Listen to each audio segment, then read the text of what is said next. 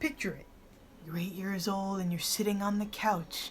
It's a late night on a Friday and you're feeling great because you get to stay up late. You got a nice big bag of Doritos on one side and your mom is putting on a movie and you're just getting ready to get scared. What is she gonna put on tonight? Some classics? Friday the 13th? Nightmare on Elm Street? Maybe Halloween? No. She puts on something that makes you terrified of the bathroom for almost 2 weeks after you've watched it.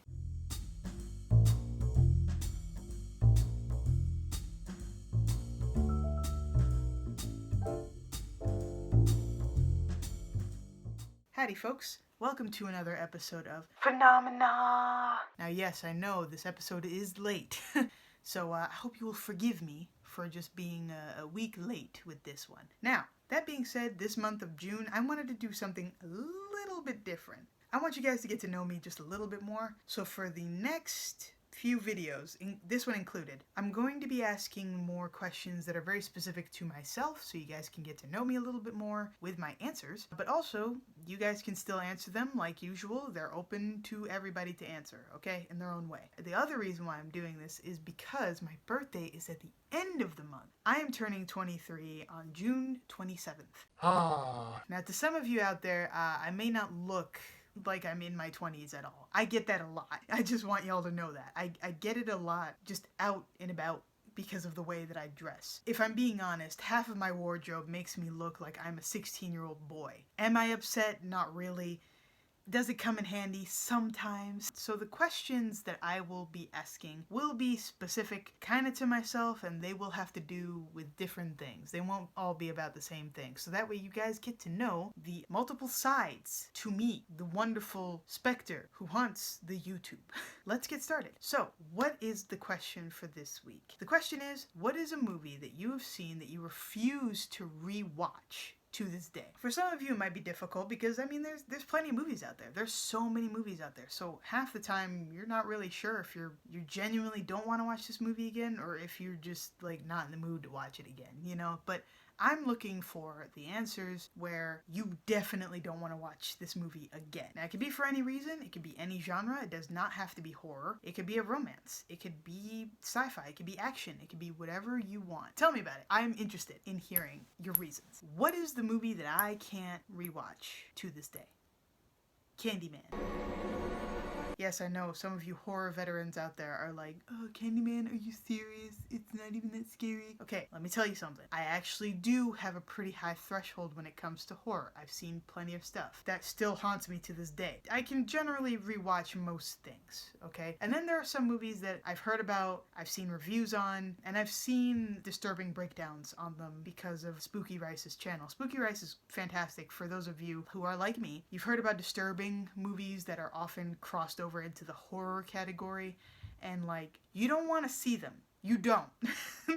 It may not just be because of your morals, but it could also just be you don't want to see that, and that's okay. You just don't want to see stuff that's gonna keep you up at night, you know, in a different way than like watching The Conjuring and you're scared because there's a shadow demon somewhere. Very different situation. I really enjoy horror as a genre because I feel like it's very versatile. That does not mean that a lot of people use it very well. I'm just saying it's a very versatile genre. You can do a lot with it if you actually put effort into it. Now, Candyman.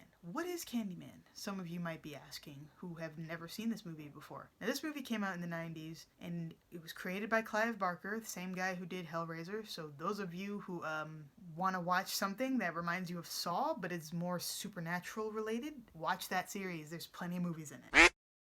The reason I bring this up is because Clive Barker is known to have very gruesome-like movies. He also did Nightbreed. Nightbreed is really good. I've seen that. It's fun to watch, basically. It's not terrifying, but it is weird and wacky and just cool to watch, in my opinion. So he kind of stays in this weird, gross, and also terrifying underground of horror filmmakers, and that's cool. But I'm pretty sure he has his hand in like comics and stuff like that as well. So check out his stuff if you're interested. For those of you who are horror veterans, I will stop blabbing and I will get into the explanation. So this movie, if you guys know about the urban legend of Bloody Mary, you kind of will understand what Candyman is all about. So for those of you who don't know what Bloody Mary is, I will let the internet explain that for you. now that you know that, let's move on to what Candyman is specifically about. Now, if you say his name in the mirror 5 times, he comes out of nowhere and just gets you. And you will die. Just letting you know. He doesn't just chop you, he just... But there's more to it. There's like a whole historical aspect to this movie that is very remnant of that trope where this haunted house was built on a Native American burial ground and that's why it's haunted. It's kind of like that.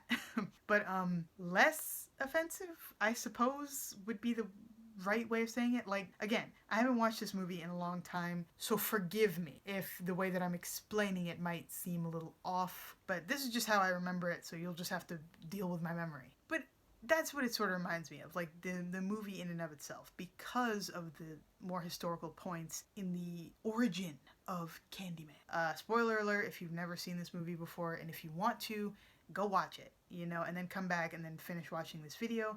I will also be issuing a gruesome details warning, okay? Because in order for me to explain why this movie is terrifying to me, I will have to explain some pretty gruesome things that happen in this movie.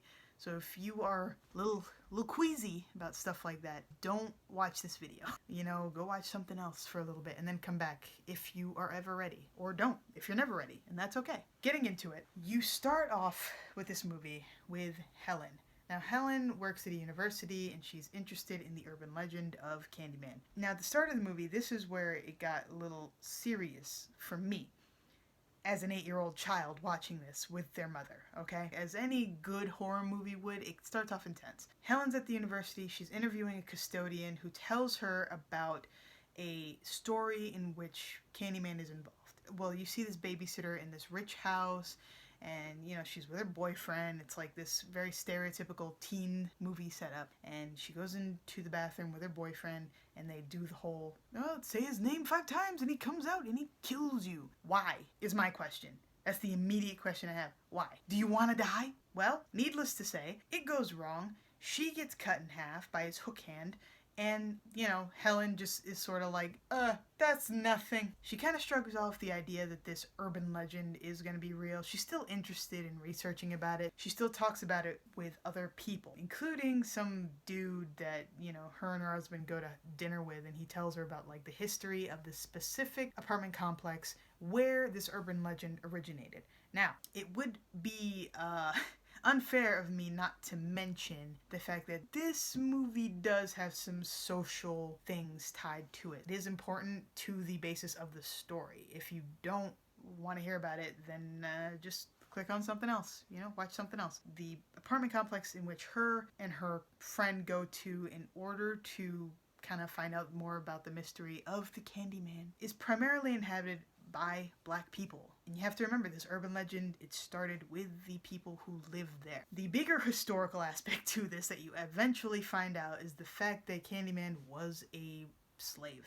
And he canoodled with a white woman. People found out, and they cut off his hand and basically had a bunch of bees sting him until he died. And then his body was buried there, where the apartment complex was built on. Do you see what I mean by that trope that I mentioned earlier? Now, this is common. We've seen it in Pet Sematary. You've seen it in Poltergeist. That's where the haunting emanates from. You know, the unrest of a spirit that has been wronged in some way. What got me about the beginning of this when I was a kid was just the fact that this man comes into your bathroom, the most peaceful place on earth for all of us, where you will be the most vulnerable, and murders you. Why? Why not the kitchen? Why not, you know, like a patio? Why not anywhere else except the bathroom? The one place where I can just unwind taking a shower. Anywhere else would be great, just saying. But I mean, that's part of the effect of, like, it being a horror movie, right? You get to a part of the movie where Helen meets a little boy who lives at this apartment complex, and he talks to her about the Candyman. And he tells her, again, a story, kind of like at the beginning of the movie, but this time, this is a bit more gruesome. Again, warning, the death of children.